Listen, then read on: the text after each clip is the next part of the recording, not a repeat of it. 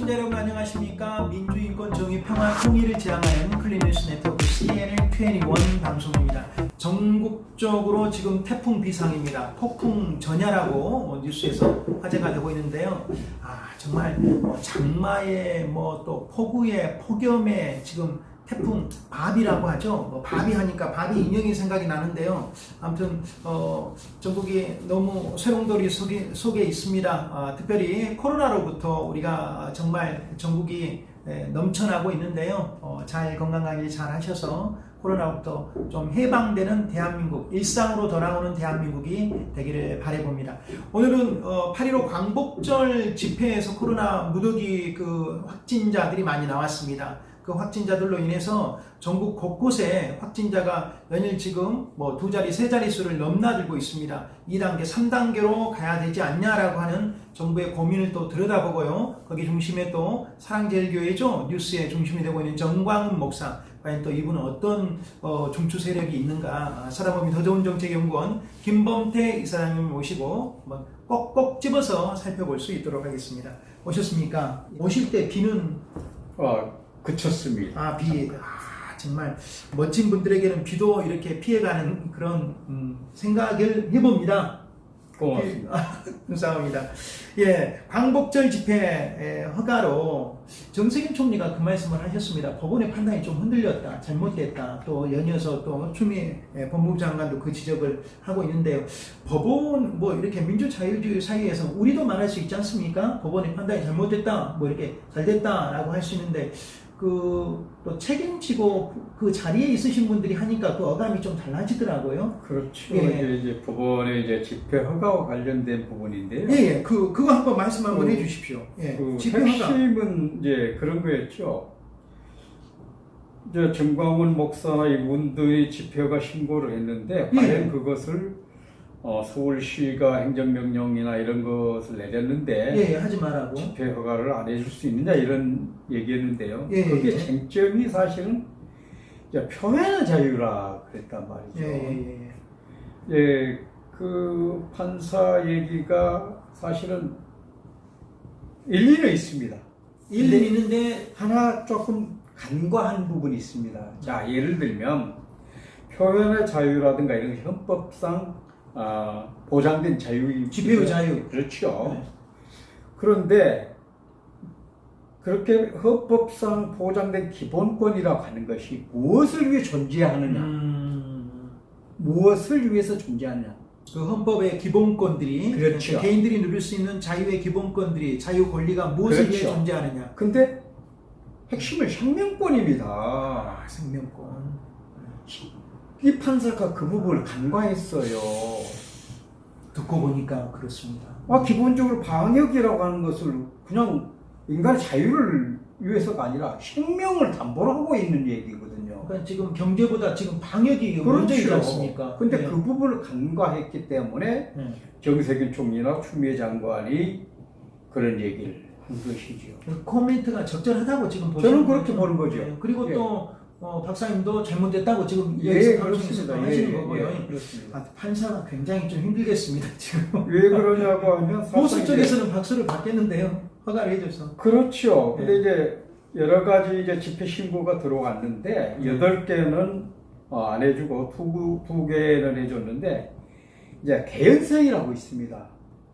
그 판사의 개인적인 성향에 대해서 어떻게 보십니까, 좀? 기본적으로 그 판사의 이 행위에 대해서는 저는 보수적인 거라고 하죠. 행위는 보수적이라고 본다. 아까 말씀드렸던 것처럼 이제 헌법상 보장된 기본권 중에 집회 결사의 자유 이거 하나만 놓고 그것이 문제가 있을 수 있다라고 해서 허가를 해줬다고 그랬는데 결국 아까 말씀드렸던 것처럼 헌법상 보장된 국민의 기본권이라고 하는 것은 근본적으로 인권 그게 포함된 생명권이 라는 얘기죠. 생명권을 우선할 수 없다라고 하는 그런 것이죠. 얘기입니다. 국민의 생명권을 지켜야 된다라고 하는 의미에서 총리와 법무부 장관의 멘트가 동의한다라고 하는 그런 말씀이시죠. 판사께서 좀 잘못했다고 합니다. 또 이런 것도 또 우리 판사님께서도 한번 들으시고요. 자, 정광훈 목사, 사랑제일교회 정광훈 목사, 그 TV에서 보셨지 않습니까? 예. 확진자 이송 받으면서도 웃고 가고 마스크, 턱스크라고 나오더라고요. 예. 마스크 꼭 써야 된답니다. 턱에다 내리고 한다면 이거 아무 그냥 마스크 안 쓴 거나 마찬가지라고 합니다. 턱스크하고 이렇게 웃고 있고 휴대폰 하고 있는데 정광훈 목사 어떤 분입니까? 목사는 맞죠? 이제 목사는 맞지 않습니까? 일부에서는 네. 실질적으로 이분이 목사 안수를 받는 과정이 좀 석연치 않다라는 얘기도 하고 그렇습니다. 예. 어떻든 간에 목사의 지위를 인정한다 손치더라도 네, 우리나라는 목사. 엄연히 정교 분리 국가입니다. 정교 일치 국가가 아니죠. 네. 그렇다라고 하면 전광훈 목사가 하고 있는 행위는 정치행위지 목회가 아니죠. 정확하게. 예, 그런 깔끔하게 관점에서 이야기를 해주시네요. 보면 전광훈 목사가 지금 많은 사람들을 모아서 하고 있는 일련의 행위들은 예. 정치 행위지 정치 그게 행위. 목자로서 하는 행위는 아니다. 그러면 그 말씀 해주셨으니까 제가 즉답으로 물어보겠습니다. 목자는 정치 행위하면 안 됩니까? 그렇죠. 의사는 그러면 정치 행위하면 안 됩니까? 그렇죠. 의사. 왜냐하면 네. 일반적으로 사실상 교수는 정치 행위하면 안 됩니까? 아니 지금 제가 좀 질문하는 겁니다. 예. 제가 답변을 좀 드리겠습니다. 예, 예. 사실상 정치를 어떤 관점에서 볼 것이냐. 예. 일반적으로 사람들이 모든 행위가 포괄적인 확대 해석을 하다라고 하면 정치 행위입니다. 예. 모든 사람들이 이렇게 비판하는 것도 그렇죠. 예. 그럼에도 불구하고 원론적으로 좁은 의미에서 보는 정치라고 하는 관점에서 보면 원론적인 네. 지금 전광훈 목사나 지금 의협의 최대집이가 하는 행위나 이런 네. 것은 올바른 행위가 아니다. 네. 저는 그렇게 보고 있는 겁니다. 실질적으로 여전히 전광훈 목사나 최대집 의협 회장이 하고 있는 행위는 자신들의 세력들을 보호하기 위한, 어떻게 보면 자기들만의 기득권을 지키기 위한 대다수 국민들이 원하는 바가 아닌 행위를 하고 있다. 네. 저는 그렇게 지적할 수가 있겠습니다. 대다수 국민들이 원하는 바가 아니다. 그리고 어떻게 본다면 본인들의 그 포지션을 잘 지키지 못하고 외 것에 지금 신경을 너무 많이 써서 국민들의 지탄을 받고 있다라고 하는 것이 그게 문제라고 하는 그런 것을 얘기죠. 예. 말씀을 해주시죠. 그래서 정치인 목사라고 하는 그런 질문지를 받아봤는데 앞서 이제 질문 우리 인터뷰 들어가기 전에 정치인이다라고 말씀을 하셨습니다. 정치인입니까? 정당을 창당했습니까? 그분은 사실상 이제 목회를 하고 있지만 예. 실질적으로 정당을 창당을 했습니다. 정당? 이번 4.15 총선에서도 사실상 예. 기독자의 통일당이라고 하는 당을 창당을 해서 예. 김문수를 비롯하는 그런 보수를 지향하는 예. 정치인들과 함께 했었습니다. 예. 그럼 무참히 참패를 네, 참패를 했었습니다. 했죠. 예. 그 기독자유 통일당 예. 물론 이제 뭐 참패를 했는데요. 거기서 추구하는 그 정치의 어떤 색깔은 무엇입니까요? 기본적으로 그분들이 지향하는 것은 예. 현 민주당 정부를 비롯한 진보적인 색깔을 가지고 있는 정치 세력들은 모두가 종북 세력으로 보는 거죠. 친북 좌빨로 보고 예. 오로지 자기들만이 주장하는 가치가 최고선이다 이렇게 주장하고 있습니다. 아예 그 진보의 괴멸을 원하는군요. 그렇습니다. 예. 물론 그 이제 완전 그 추종 세력으로 북한 추종 세력으로 이렇게 하고 있다. 이와 아울러서 지금 문제지 않습니까? 코로나19 그야말로 지금 극약 처방이 뭐 전혀 쓰임 받지 않는 그런 상태까지 200명, 3명까지 이렇게 나왔습니다. 자, 3단계 들어가야 된다고 보십니까? 아니면 동의하지 않으십니까? 이제 거리두기 3단계를 또다시 적용하게 된다고 하면 그야말로 경제 셧다운이죠. 우리 일상이 파괴될 뿐만 아니라 심각한 경제 교란이 올 것이다 이런 말씀을 드릴 수가 있겠고요. 그래서 그러한 이제 정책을 채택을 하고자 할 때는 다양한 사람들의 의견을 들어야 된다라고 생각합니다. 물론 일부에서는 지금 당장이라도 3단계로 격상해야 된다라고 얘기를 하는 분들이 많습니다. 그런데 지금 왜 타이밍이 중요하냐면 과연 지금 이 시점에서 3단계로 격상을 해야 되느냐라고 하는 부분인데요. 지금 현재 조금 전에 얼마 전에 우리나라 최장의 장마 기간을 거쳤습니다. 예, 엄청난 수해가 발생을 했었습니다. 그런 것에 더해서 지금 당장 3단계로 격상시켜서 모든 사회적인 그 안전망이라든가 이런 게 파괴될 수 있는 이런 것들이 된다고 하면 경제적 혼란이 매우 심각할 것이다. 그래서 적어도 3단계로 격상을 하게 된다고 하면 좀 더 신중하게 접근할 필요가 있겠다. 그런 생각을 갖습니다. 그래서 이제 그 정부에서는 신중하게 지금 접근하는데 여당에서 지금 공부를 떼고 있는 형국이더라고요. 지금 노영민 그 청와대 비서실장도 경제냐 방역이냐라고 했을 때 방역이 더 중요하다. 국민의 건강 생명이 있는 다음에 이제 경제 활동이 우선하니까요. 자, 실질적으로 여당뿐만 아니라 통합당에서는 이미 3단계로 격상하고 재난지원금도 지금 당장 4차 추경을 해서라도 해야 된다라고 지금 선심성 얘기를 하고 있습니다. 그럼에도 불구하고 조금 전에 제가 말씀드렸던 어떤 정책을 집행할 때는 많은 사람들의 얘기를 좀 더 깊이 있게 들어볼 필요가 있겠다. 적어도 실질적으로 이제 두 마리 토끼지 않습니까? 방역을 우선시할 것이냐, 경제를 우선시할 것이냐. 두 개를 다 잡아야 되는데요. 그렇죠. 잡으면 기본적으로 문재인 대통령께서는 두 마리 토끼를 잡겠다라고 얘기를 하고 있어요. 그래서 사실상 지금 당장